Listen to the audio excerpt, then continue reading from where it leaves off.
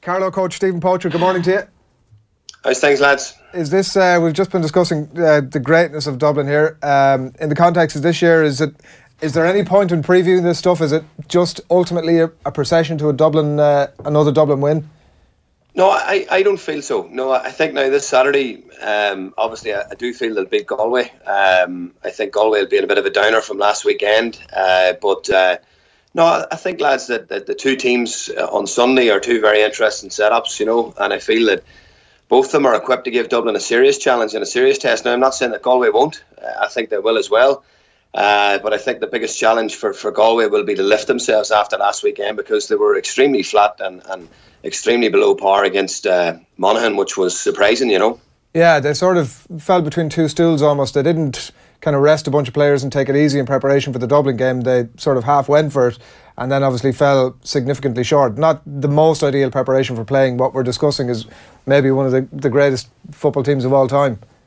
Oh, listen, there's no shadow of a doubt they're a fantastic team, full of athleticism, full of flair, full of power, pace, and even their bench as well. It's scary, and I've talked to a few people about this, and you can imagine, your best defender, for example, maybe marking a Dean Rock or marking a Paul Mannion for 50 minutes, who running you into the ground, and then all of a sudden McManaman comes from the bench, and I see Brogan's back in the picture now, and it's their bench is something phenomenal, and I suppose that Tyrone are probably the only side in the country this year to really match their bench as such, which is interesting. Stephen, they haven't really got out of second gear this year. They've just done what was required, particularly against Tyrone, where they kind of took the foot off the pedal in the last 10 minutes. In your experience as a coach, is it easy to find that third, fourth or fifth gear when required? Or if you haven't been in a position where it's been asked of you for the first 8 months of the season, you might actually be found wanting when it comes to the crunch? Or are we just so confident in this Dublin team that we believe it will happen?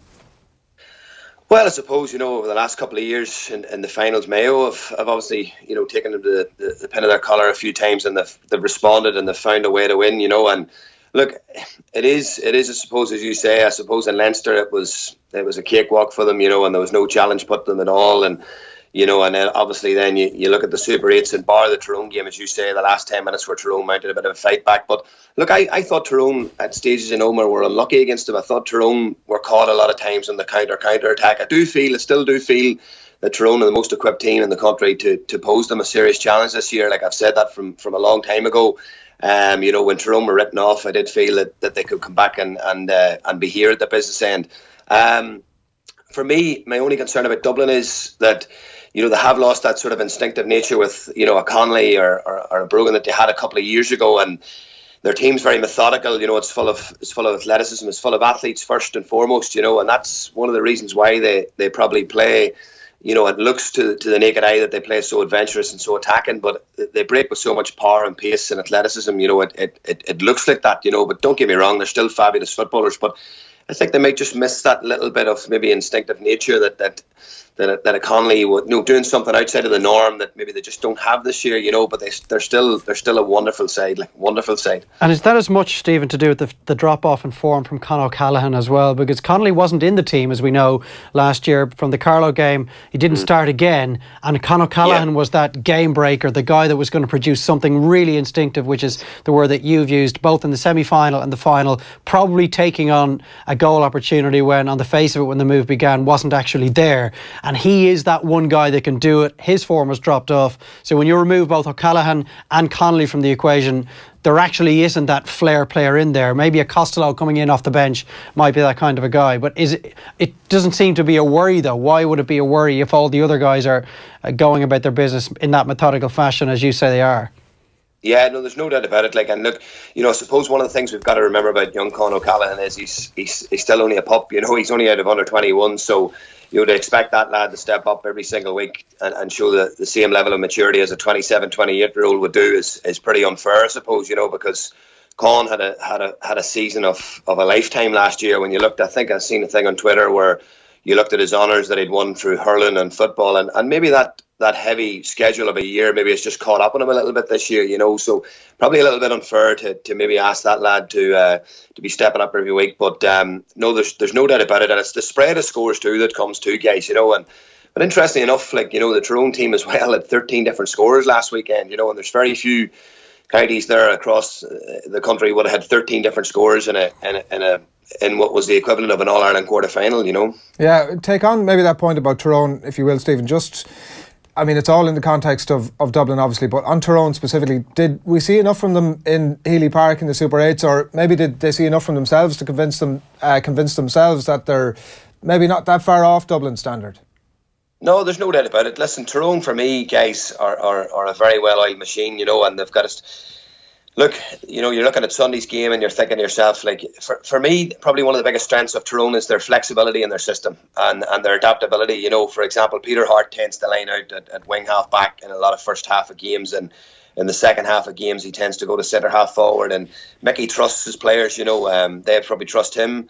You know, there's serious flexibility across the board, even their full back line, like young Michael McKiernan's come in this year and, you know, is a solid footballer, really good on the ball.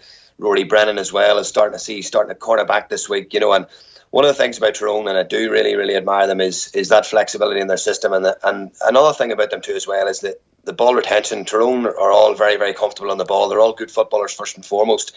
Mickey likes to fill his team of footballers. For example, Frank Burns has spent this year playing centre half back, but yet Frank Burns would be regularly seen lining out for his club at full forward, you know. So I do feel I've seen Tyrone grow. You know, that when we played them, one of the aspects that I really thought was a standout aspect was their strength and conditioning levels. Peter Donnelly's done a fantastic job there over the last couple of years.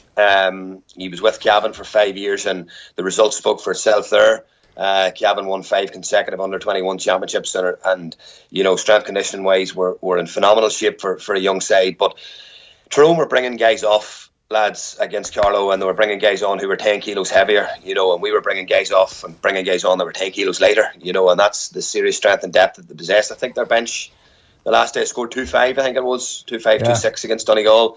Lee Brennan, again, for me, I seen Lee Brennan playing colleges football, and you know, Lee Brennan is a serious talent, like a wonderful footballer, you know, and he's coming off the bench when defences are stretched and kicked not forward again Donegal. So, you know, there'll be one thing about Tyrone, guys, is, and both teams actually, they carry a fanatical support. Monaghan and Tyrone both carry a fanatical support. There'll be a great atmosphere on Sunday, but there'll be a serious level of belief in that Tyrone camp that they can win this All Ireland, you know. They haven't been in an All-Ireland final for like 10 years. Last year's semi-final defeat made it look as if they were as far away from an All-Ireland final or an Ireland win as they've ever been. And one of the big criticisms obviously afterwards was that lack of flexibility. But in terms of where they've come over the last 12 months, and obviously you're fairly uniquely placed having to plan against them, what is that what you're seeing as the main difference between Tyrone now and Tyrone 12 months ago?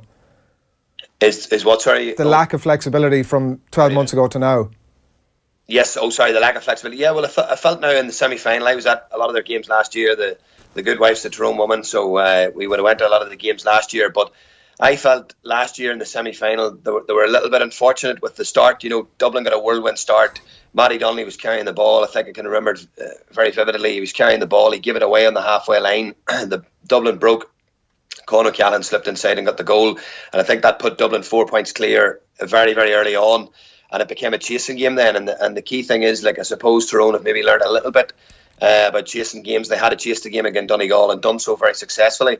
They had to chase the game in the league in the group stages against Dublin and done so with more success than they did in the final or the semi-final last year. So, you know, I do feel they've maybe evolved a little bit. And I think one of the major things that has evolved has been that strength of the bench. I think it could be the deal breaker on Sunday. I think Tyrone's bench maybe offers a little bit more than Monaghan. And is also, as well as I've already pointed out, that flexibility and that ability for Mickey likes to change his teams up at half time. So I think if Tyrone are in this game on Sunday at half time, and you know, he likes to change, for example, you know, you have a matchup, Peter Hart lines out at wing forward, you get somebody to tag him, and then all of a sudden at half time you come out and Peter Hart stand at corner forward, and you're thinking to yourself, right, you know, do you pull your matchup back to there and you change your team around? And Mickey favours that approach. He likes to mix things up at half time. So, you know, listen, he's evolved and grew with the game, and I know that Mickey will be hurting from last year's semi-final defeat, and I'm sure he's examined every aspect of it, and he's looked at every corner and every avenue of what they did wrong and what went wrong, and you know, he'll have every I dotted and every T crossed. But obviously Sunday is a mammoth challenge, because on the other camp, Malachy O'Rourke will see this as Monaghan's greatest ever opportunity to get to an All-Ireland final. So, you write Monaghan off at your pearl, of course.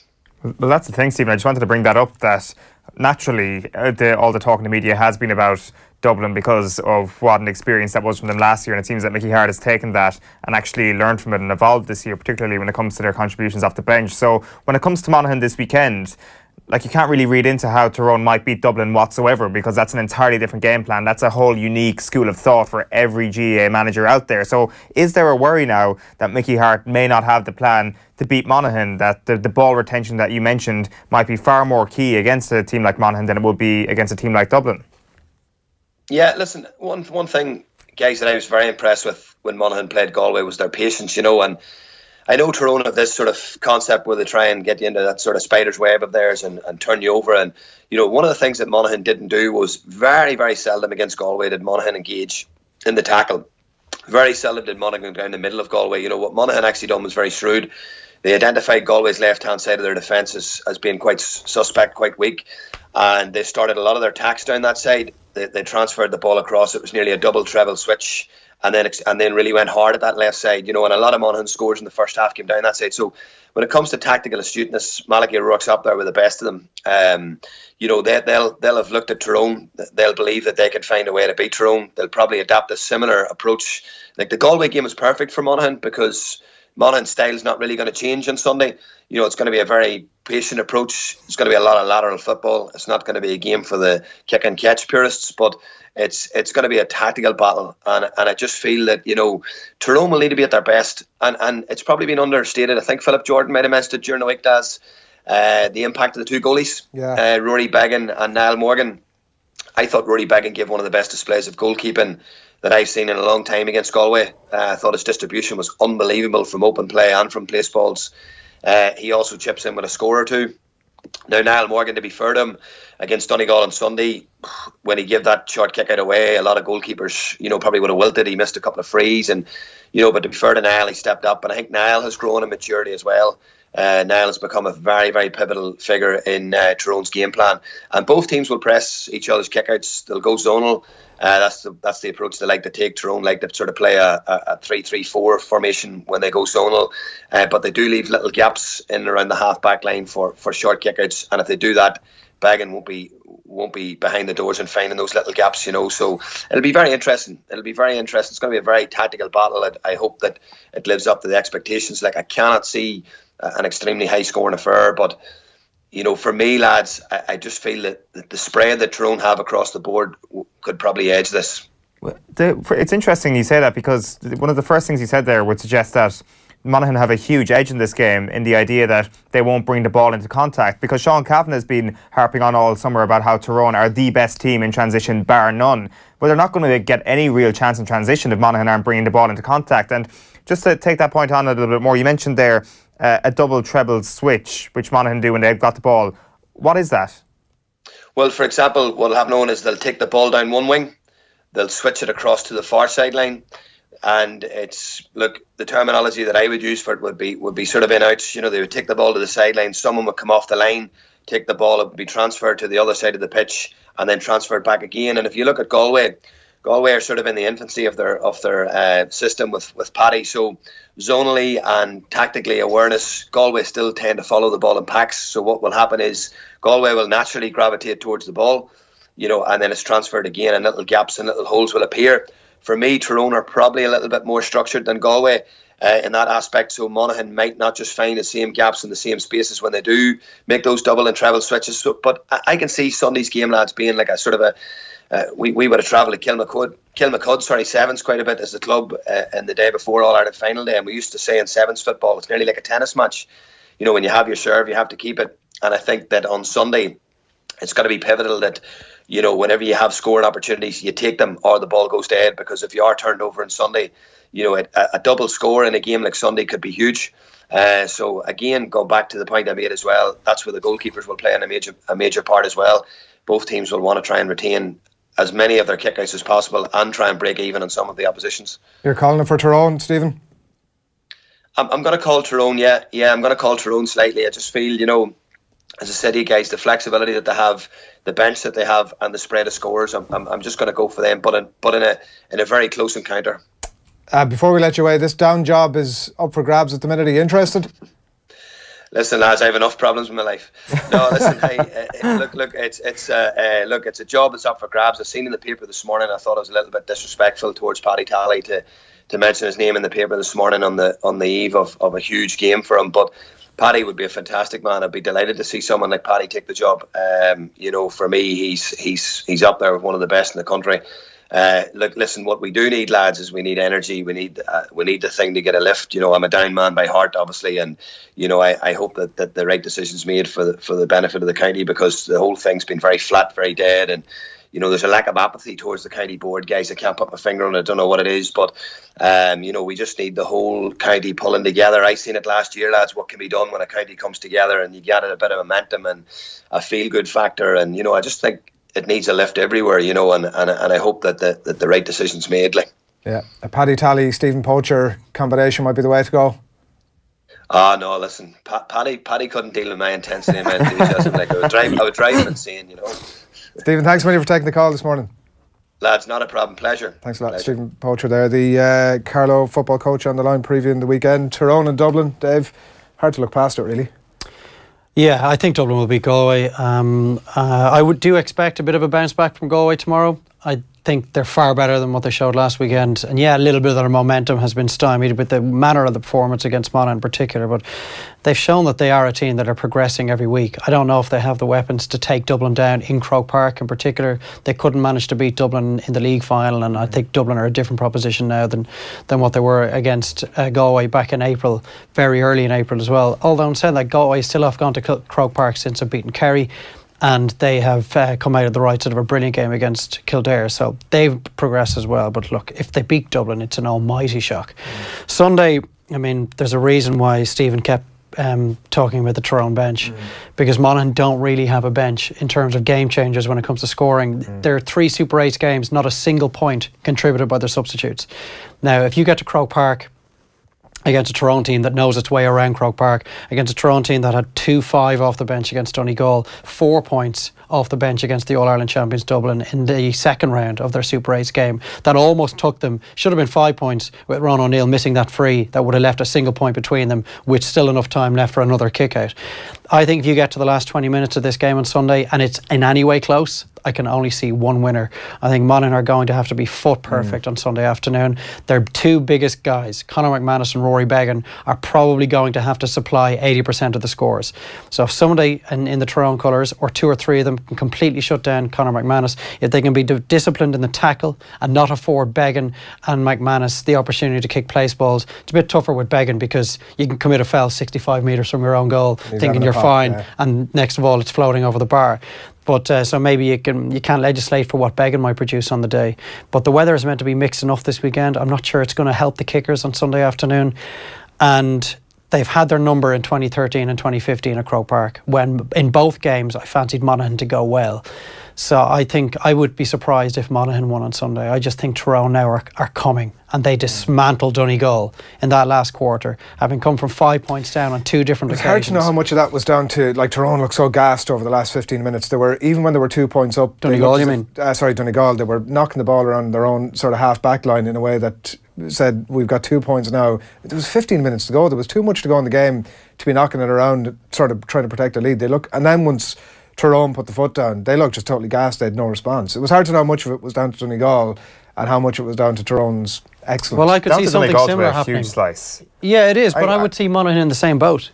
Yeah, I think Donegal butchered that game last weekend as well. It was not on the extent to Clare butchering their big opportunity against Galway, but it wasn't too many miles off it. When they were 4 points up, the amount of runners they had, they weren't passing the ball off to them when they had opportunities to get into scoring positions to go 6 points up, potentially even 7 points up, and they didn't take that. Their mindset changed. They were doing the equivalent of running it into the corner and trying to hold on to it. It seemed crazy tactic. Exactly. As the week's gone on, I've kind of moved from Dublin winning by 10 to Dublin winning by 7.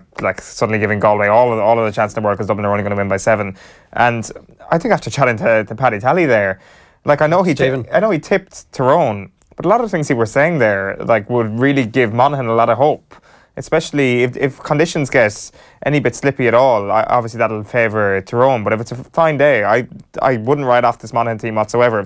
Like it's good that you've actually stood up and admitted that Dublin stand a much better chance because it's in Croke Park. I mean, like if their home ground, like if it was in a neutral venue or if it was in Salt Hill, obviously Galway would stand a much better chance. But the Dubs at home, being the third best team of all time, they've got one hell of a chance of beating Galway at the weekend.